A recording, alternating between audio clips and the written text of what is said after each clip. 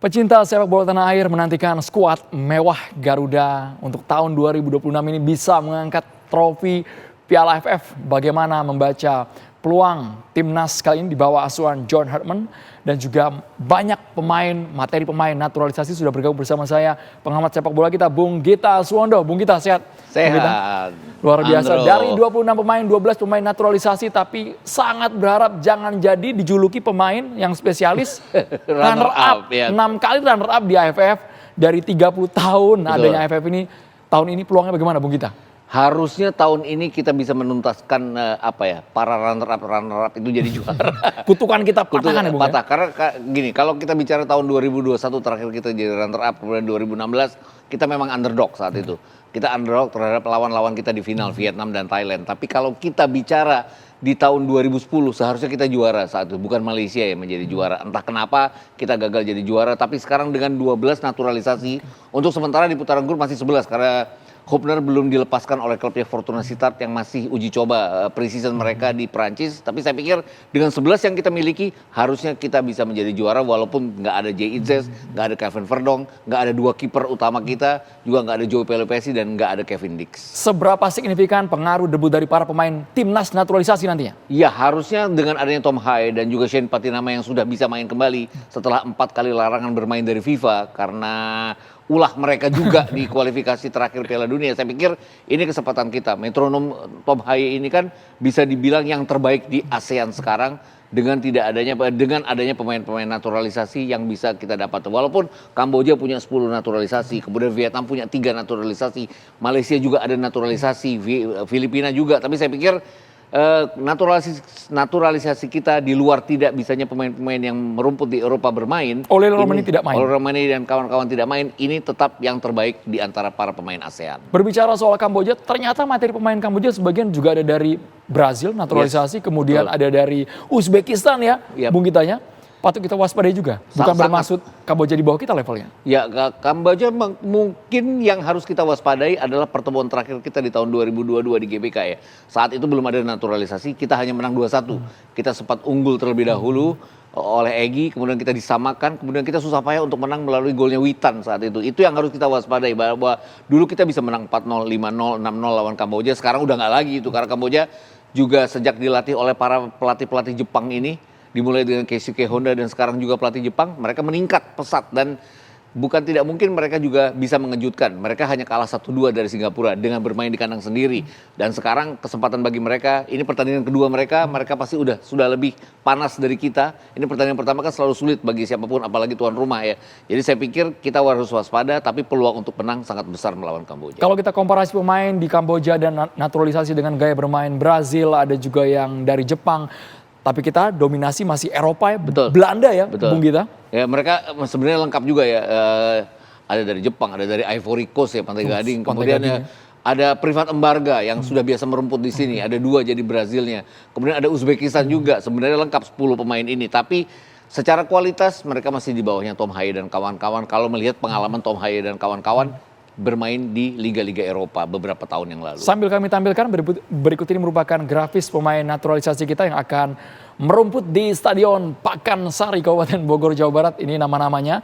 Dipastikan kemungkinan besar Jordi Amat, Tom Haye, Maklok, Ratnar Oratmangun, Justin Hubner, satu persatu. Bung Gita, ini dipastikan akan turun ya Bung ya? Yes, dan kalau kita lihat keseluruhannya ini kan sudah mempunyai caps nasional kecuali Tim Gapens dan juga Michel Baker. Tim Gapens ini sudah pernah bermain bersama Coach Indra Syafri di Under 20 di turnamen di Eropa saat itu, tur ke sana. Kemudian Michel Baker ini yang ditunggu penampilannya karena ini dia jangkung. Ya, 196 ini bola-bola udara pasti makanannya dia. Kemudian dia dianggap sebagai pelapisnya Ole Romani. Jadi nanti tandemnya akan Ole Romani kalau Ole Romani bisa bermain, dan sekarang dia pasti akan menjadi tumpuan utama. Dia bermain di US League ke divisi 2-nya dan kabarnya bulan November nanti dia akan bergabung dengan Colorado Rapids yang merupakan anggota dari MLS. Jadi secara pengalaman juga dia pasti sudah oke. Kemudian ada tim Gapens. Ya, tim Gapens ini center back, juga bisa bermain sebagai back kiri, bisa sebagai winger juga, jadi lengkap. Ini tipe dari pemain-pemain sekarang ya, bisa bermain di berbagai macam posisi. Ini yang disenangi oleh John Hartman sehingga rotasi bisa dijalankan dengan sangat baik oleh kita. Kemudian kalau kita lihat tengahnya pasti akan Ivar Jenner dan juga Tom Haye yang sudah punya pengalaman bersama timnas kita. dan sampai ke putaran ketiga kualifikasi Piala Dunia, Jordi Amat rasa-rasanya akan berpasangan dengan Rizky Ridho nanti di center back. Kemudian ada Sandy Walsh yang akan bermain di bek kanan juga. Mungkin Justin belum bisa bermain pertandingan melawan Kamboja dan Vietnam. Tapi nanti semifinal jika kita lolos dan final, kemungkinan dia juga sudah bisa bergabung. Yang menarik ditunggu juga adalah Jens Raven ya. Bersama Bali United kan dia lebih banyak jadi cadangan. Betul. Selama satu musim ini, tapi bersama timnas SEA Games kemarin kan dia mencetak 2 gol melawan Myanmar, walaupun tidak bisa membawa kita ke jenjang berikutnya. Agak terlambat golnya, dia mainkan sebagai pemain cadangan saat itu. Trennya sudah mulai positif, tapi kalau kita lihat memang sebagai katalisator Tom Haye, Ivar Jenner selalu impresif, Bung Gita ya.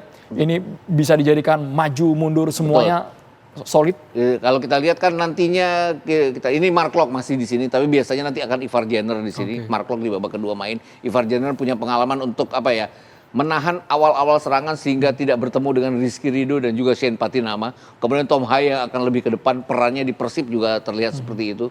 Kemudian ada Beckham Putra yang dalam pertandingan persahabatan di bawah John Hartman ini dianggap sebagai pemain yang sangat luar biasa dengan pada saat itu Ole Remeni berpindah ke posisi belakang kemudian memberi umpan pada Beckham. Jadi saya pikir perannya akan sangat sama. Donitri yang dianggap paling menonjol, paling berkembang selama John Hartman melatih timnas, ini pasti akan menjadi inti di bek kiri juga. Dan melawan Kamboja juga saya nggak yakin bahwa akan ada 3 center back, pasti akan 2 center back untuk lebih memenuhi lapangan tengah kita untuk bisa unggul melawan Kamboja. Marcelino Ferdinand yang sudah lama kita nantikan, kecepatan manuvernya di lini depan. Ini tahun 2024 ya, terakhir orang ingat bagaimana dia luar biasa sekali berhadapan dengan Arab Saudi saat itu, 2 golnya dia. Rasa-rasanya peran nomor 10 akan ada dia, dengan tidak adanya Ole Remeni pasti akan menjadi 3-4-3 dengan Marcelino Ferdinand menjadi nomor 10 di belakang 2 penyerang. Kemudian kalau kita pakai 4-3-3 dia juga akan menjadi penyeimbang di tengah awal serangan dari 2 striker kita di depan. Kalau untuk prediksi line up selera dari John Hartman seperti apa Bung Gita? Lebih ke John Hartman ini punya 2 formasi ya, berhadapan dengan lawan yang lebih kuat dia akan pakai 3-4-3 seperti halnya waktu kita kalah lawan Bulgaria. Tapi berhadapan dengan lawan yang lemah di 3 pertandingan berikutnya termasuk Mozambik di pertandingan terakhir di bulan Juni lalu dia memakai pola 4-3-3. Tapi enggak benar-benar 4-3-3, kadang-kadang menjadi 4-3-1-2 saat itu. Calvin Verdong kan kadang-kadang berperan sebagai penggantinya Tom Haye karena di 4 pertandingan tersebut Tom Haye belum bisa dimainkan. Pendekatan seperti apa yang akan dibangun oleh John Hartman dari kacamata Bung Gita? Kalau ngelihat 4 pertandingan sebelum ini kan dia selalu pressing ya. Pressing di awal, cepat sekali dia menguasai jalannya pertandingan. 4 pertandingan berhadapan dengan lawan Bulgaria sekalipun yang peringkatnya di atas kita, dia berani untuk menekan Bulgaria, untuk mencoba mengambil bola cepat dari para pemain Bulgaria. Hanya saja pada saat itu penjaga gawang Bulgaria kan luar biasa ya, dengan ada 5 penyelamatan penjaga gawang Bulgaria. Artinya balik-balik lagi, sekarang ini kan Piala Dunia kemarin mengingatkan kita banyak sekali penjaga gawang yang luar biasa. Jadi tim yang ball position bagus pun kadang-kadang mentok dengan penjaga gawang. Tapi saya percaya bahwa di Pakansari besok ini penguasaan bola akan pada kita, terlepas apakah penjaga gawang Kamboja itu bagus atau tidak. Tapi sejak menit pertama John Hartman akan menerapkan permainan yang ofensif ya Bung ya? Betul, ini terlihat waktu melawan Saint Kitts juga, lawan Bulgaria juga, dan kemarin di 2 pertandingan melawan Oman dan melawan Mozambik dia melakukan hal yang sama. Bahkan melawan Oman yang kualitasnya di atas kita, sedikit di atas kita, dia melakukan hal yang sama. Oke, tantangan untuk para pemain naturalisasi dengan waktu yang sangat singkat. Kemarin John Hartman mengatakan ketika TC di Bali, kami sudah sangat solid, kompak dibangun satu sama lain, tidak ada yang ego secara individu. Yes, itu hanya John Hopnot sempat bergabung tapi kemudian kembali ke klubnya. Sekarang juga tidak ada lagi untuk pertandingan besok, tapi saya pikir kekompakan sudah sangat terjaga. Terakhir mereka menang dari Bali United kan 3 gol. Kemudian andalan di depan itu striker baru kita Michel Baker bikin 1 gol lewat tandukannya. Jadi saya pikir ini kesempatan untuk kita melihat apakah pemain ini pantas untuk menggantikan Ole Remeni. Karena pertandingan melawan AFF ataupun pertandingan nanti yang tidak dalam struktur FIFA pasti andalanya adalah Michel Baker. Bola-bola atas memang pasti sepertinya saat ini jadi makanan kita ya Bung ya. 196, Elkan Bagot itu 197, dia 196. Bahkan kalau kita lihat ada pemain baru juga Indonesia, Brian Fatari, center back dari Dewa United, itu tingginya 187. Itu di atas para pemain naturalisasi. Jadi saya pikir secara fisik timnas kita ini sudah oke sekali. Kita lihat grup A dan juga grup B, meskipun kemarin di grup A ada yang melumat Timur Leste 7-0 Bung, Vietnam. Ini Vietnam, Singapura, Kamboja, Timur Leste bersama kita semua. Tapi peluangnya bagaimana melihat 2 grup ini? Kalau Thailand sudah kita Thailand kita tutup mata akuin ya. Harus. Thailand sepertinya akan menuju ke puncak nih. Vietnam yang mungkin harus diwaspadai dengan Vietnam 3 di grup A. naturalisasi Brazil mereka ya, termasuk Rafaelson. Kemudian kemarin pada saat mereka melumat Timor Leste dengan 7-0, tapi hanya Timor Leste ya. Nggak mengecilkan Timor Leste, tapi Timor Leste kan biasa menjadi lumbung gol. Mereka punya Nguyen Digbam yang top scorer di SEA Games. Dan di top scorer dan juga pemain terbaik Vietnam di Under 23 Asia. Jadi saya pikir yang harus diwaspadai adalah Vietnam nanti pada tanggal 3 Agustus pada saat kita menjamu Vietnam. Kemarin Kamboja Singapura, seingat kami.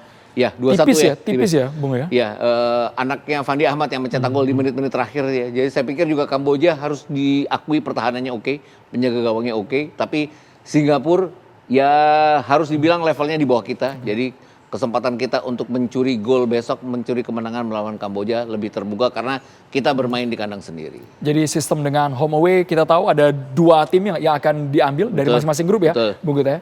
Saat ini peluangnya saya pikir Vietnam Indonesia dan Indonesia masih. Mungkin yang harus kita benar-benar waspada terhadap Vietnam kalau perbedaan gol mereka pada saat kita berhadapan 3 Agustus nanti masih di atas kita. Artinya kita sudah berhadapan dengan Timor Leste, kalau kita kalah gol dengan mereka, mereka kan hanya butuh hasil imbang untuk jadi juara grup. Dan jadi runner up berarti berhadapan dengan Thailand. Ini yang harus kita hindari kalau kita ingin lolos sampai ke final. Karena penjegal kita selalu Vietnam, dan Thailand. Terakhir kita lawan Malaysia kan kita sebenarnya lebih superior tahun 2010 itu, tapi kita kalah juga.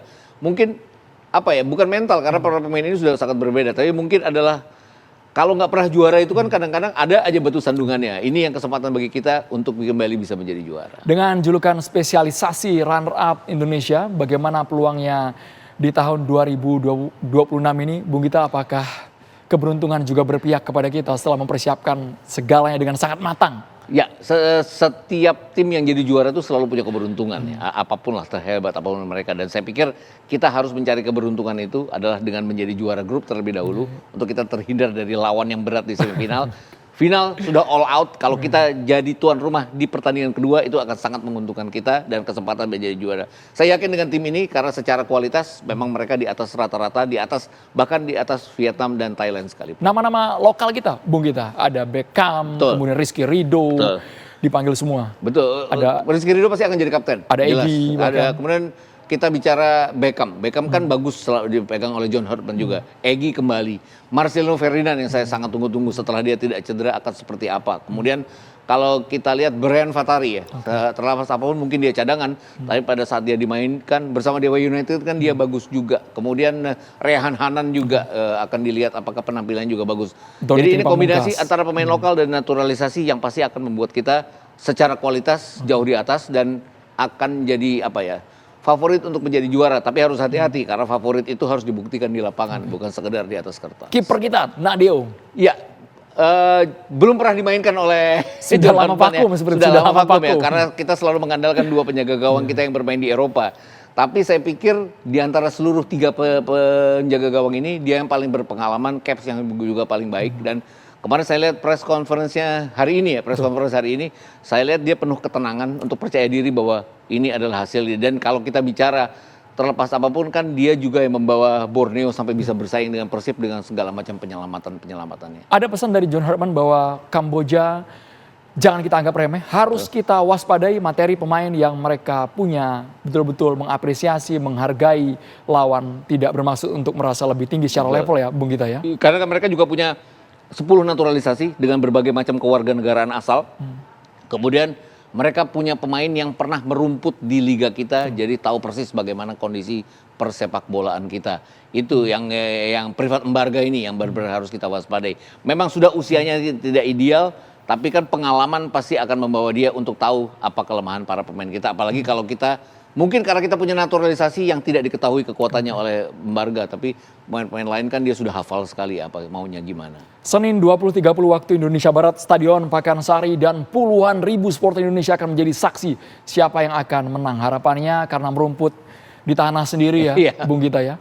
Menang tipis ya, nggak usah muluk-muluk ya, Bung Gita. Harusnya menang tipis di nggak 4 pertandingan lah lawan Timor Leste pasti menangnya besar. Tapi menang tipis melawan Kamboja, melawan Vietnam dan melawan Singapura akan membuat kita jadi juara grup yang memudahkan kita untuk lolos ke final. Kalau final kan sudah perkara mental juga ya. Dan Pakansari ini sebenarnya pilihan yang menguntungkan buat kita karena Vietnam sendiri protes dengan Pakansari karena mereka menganggap tidak familiar di sana. Oke. Dan ini yang harus kita manfaatkan bahwa kita bisa menjadi juara di AFF kali ini. Dukungan teriakannya harus lebih luar biasa. Iya, Besok kita betul. nantikan bagaimana Garuda bisa meraih kemenangan kontra Kamboja. Terima kasih banyak Bung Gita sudah bergabung di Gawar Petang. Yep.